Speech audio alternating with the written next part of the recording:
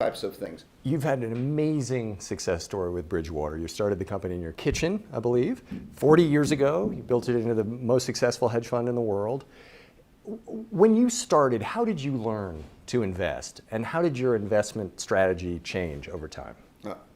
Well, I learned from my mistakes. In other words, my instinct is, you go there and you place a bet. I've had winners and I've had losers. And what I did, every time I made a mistake, they became painful mistakes, but with time, I realized that reflecting on those mistakes would give me gems. What I would do is I'd say, why did I make that mistake? And I would learn from that mistake. And I'd write down a rule. So what was helpful for me is I put that rule, I wrote these principles down. Those principles that I wrote down, I then put into algorithms, in other words, equations.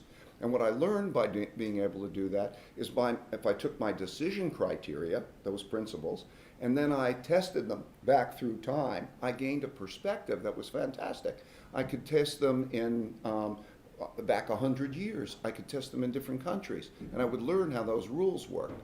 And by putting all those rules together and then having these algorithms, the computer could replicate my thinking, but it could actually think better than I could, because what it would do is it could process more information, it could process it faster, and it could process it less emotionally.